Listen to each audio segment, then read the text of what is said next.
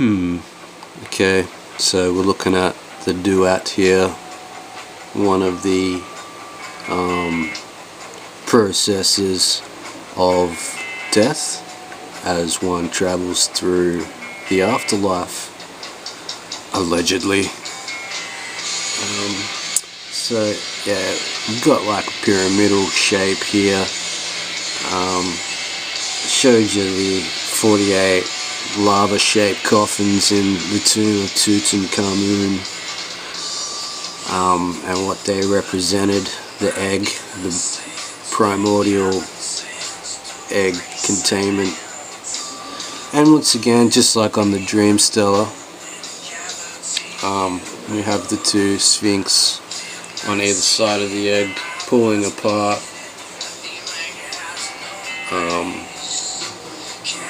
the veil of reality, the two sides to reveal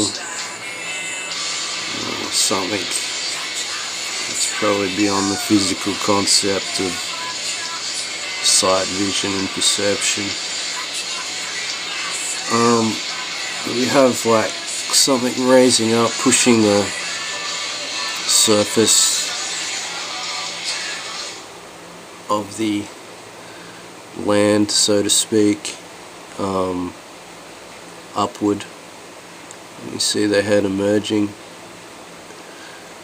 of consciousness emerging from the underworld.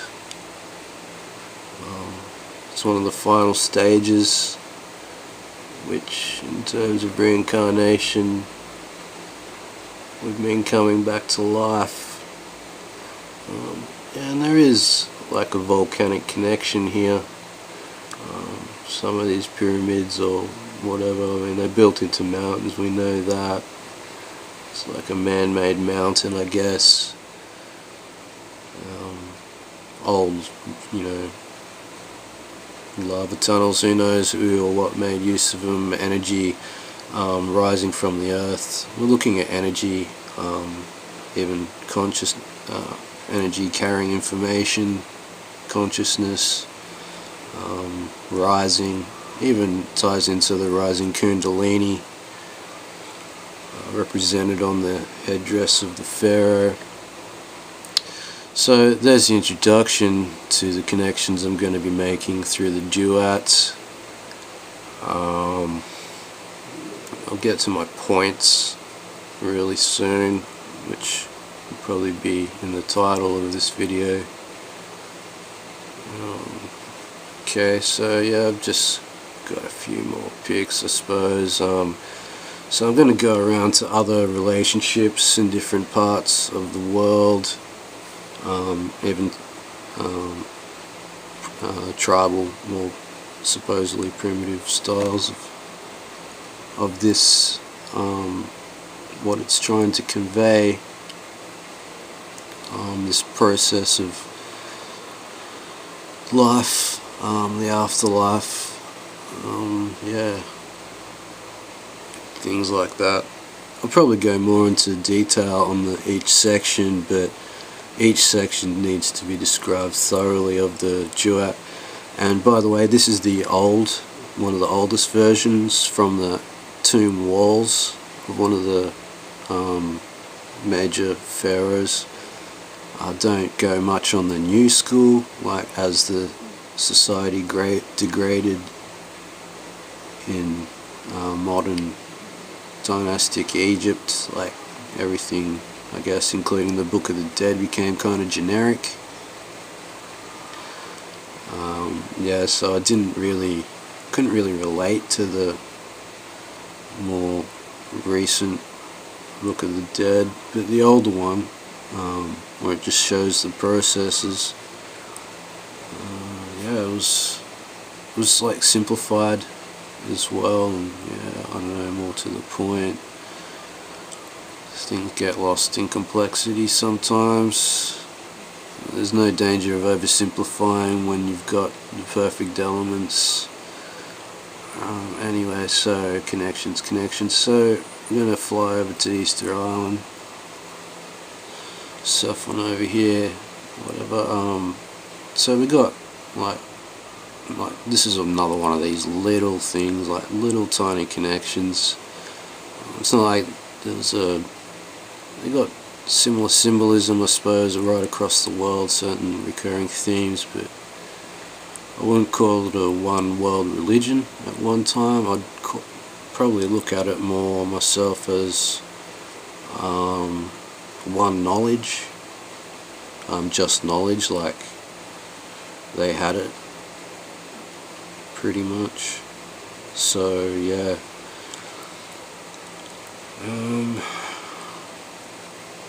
or one truth, I don't know. So yeah, like you look at the Easter Island heads there, just the heads popping out of the ground.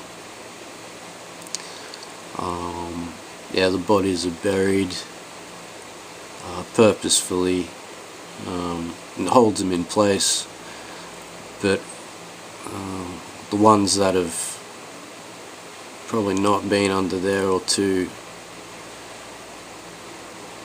above here, like on the land, I think they've been toppled over. Some have been defaced, maybe they got pissed off with their gods or whatever, or got annoyed and found something out about them they didn't like, I don't know. Yeah, showed you, like, done mushroom videos, like how this, like, pops out here, but that's another thing, like another symbol as how the mushroom pops out. Might go back into the opening of the mouth ceremony, which depicts like mushrooms in the mural and stuff. Maybe down the track, I don't know. But like I wanted to show this connection with these. They seem to just pop up, I don't know, but I'm going to connect it to some pretty gnarly stuff soon. I know where I'm going with it, so I'll give you a bit more of a heads up, just with the fish connection as well. Mentioned one of the characters in the Sumerian wall carving sculpture, I don't know what you call it, but how he had like wings but they were made of water, and I suggest he was on some antediluvian trip kinda.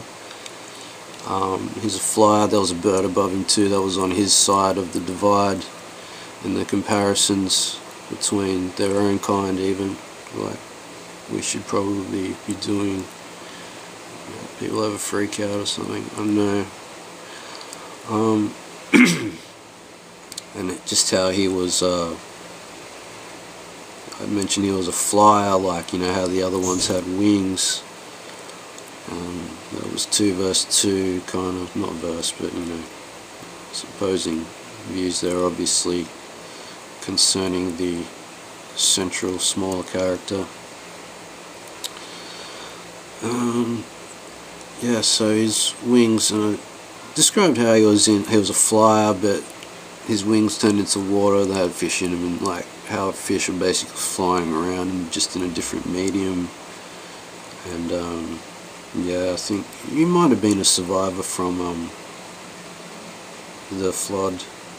Like, some of them got through. I don't believe there was a second interbreeding, but some of them still got through.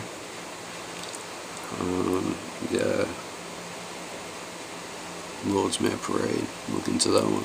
But anyway, so yeah, here we are. This one's the Dogon, if you don't know. I think this one's just tracking. We've got some egg thing here, which is probably something else orbiting each other. Shows how, like, I think it's the orbit of Sirius with Sirius B, which is in another galaxy. And they're on a like twin. Because most stars have a twin, and it shows how they're on elliptical orbits, kind of just their spiral, their travel through the galaxy. Kind of looks like a double helix. Pretty trippy. But over here we got like it's interesting, like they're able to go into two mediums. Like you can see here we got like an air breather with its head above water, but it's also in like submerged in its own medium, and we have like land equivalent, like here this one, some other ones popping up. So I guess the animal totems are like, you know, representing of their relationships. It's obviously some sort of mushroom relationship there. It's everywhere. It's in the Vatican. It's everywhere. It don't have to, like, I don't need to be convinced myself. But yeah, this one's like the Dogon tribe from Egypt, from Robert Temple's The Sirius Mystery, which is a cool book. So yeah, I wanted to tie in also the Christian born again like philosophy. Like I think their reincarnation happens basically while they're in a mortal coil. The raised Kundalini, I think, is part of this process, and I do believe you can relate processes from the original Book of the Dead to things that can occur in your own development and in life. I mean, you know, you go into the Eastern philosophies when it comes down to illusion and everything in life, death, that all becomes the same once, yeah, you see the similarities between certain dream or astral realms, other realities to here, and the laws become more apparent in the subconscious mind. How you can be, I don't know, even crazy things like being all characters in the dream, jumping from character to character, who knows, like, yeah, anyway, it's all